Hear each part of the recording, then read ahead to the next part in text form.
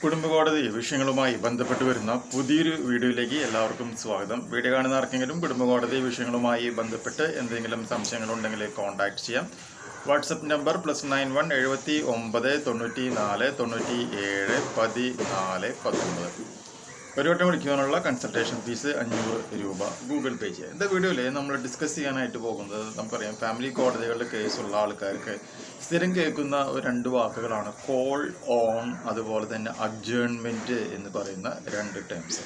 അപ്പോൾ അതിൽ അഡ്ജേൺമെൻറ്റ് എന്താണ് എന്നുള്ളതാണ് നമ്മൾ ഇന്നത്തെ ഒരു വീഡിയോയിൽ ഡിസ്കസ് ചെയ്യുന്നത്. ബേസിക് ആയിട്ടുള്ള 2-3 പോയിന്റ്സുകളാണ് നമ്മൾ പറയുന്നത്. അപ്പോൾ അഡ്ജേൺമെൻറ്റ് എന്ന് പറയുകയാണെങ്കിൽ ഇപ്പോൾ കോർട്ടിൽ എന്തെങ്കിലും തരത്തിലുള്ള ഒരു ഹിയറിങ് അല്ലെങ്കിൽ ഒരു ട്രയൽ നടക്കുകയാണ് എന്ന് വിചാരിക്കാം.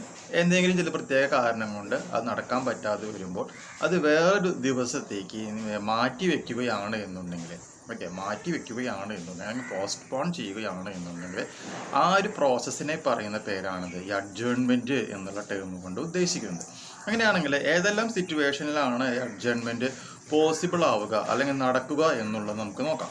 ഒന്നാമതായിട്ട് സംഭവിക്കുന്നത് ലോയർ ഈസ് ആബ്സെൻറ്റ്, വക്കീൽ ആബ്സെൻ്റ് ആകുന്ന സിറ്റുവേഷൻ വരികയാണ് എന്നുണ്ടെങ്കിൽ അഡ്ജേൺമെൻറ്റ് സംഭവിക്കാം. രണ്ടാമത്തെ പോയിന്റ് എന്ന് പറയുന്നത് പാർട്ടി നീഡ്സ് മോർ ടൈം, അതായത് നമ്മുടെ കക്ഷികൾക്ക് കേസുമായി ബന്ധപ്പെട്ട എന്തെങ്കിലും എവിഡൻസുകളോ അല്ലെങ്കിൽ വേറെ എന്തെങ്കിലും സഫീഷ്യൻ്റ് ആയിട്ടുള്ള എന്തെങ്കിലും കാര്യങ്ങളോ കോടതിയിൽ സബ്മിറ്റ് ചെയ്യുവാനോ അല്ലെങ്കിൽ കോടതിയിൽ പറയുവാനോ ആയിട്ട് കൂടുതൽ സമയം ആവശ്യമുണ്ട് എന്നുണ്ടെങ്കിൽ അതും അഡ്ജേൺമെൻറ്റിൻ്റെ പരിധിയിൽ വരുന്ന പോയിൻ്റാണ്.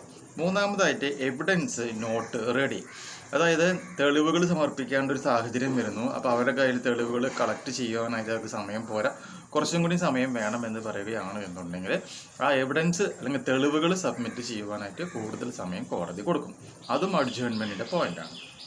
അല്ല എന്നുണ്ടെങ്കിൽ നാലാമത്തെ point judge is unavailable, judge ഇല്ലാത്ത ഒരു സിറ്റുവേഷൻ ആണ് എന്ന് വിചാരിക്കുക.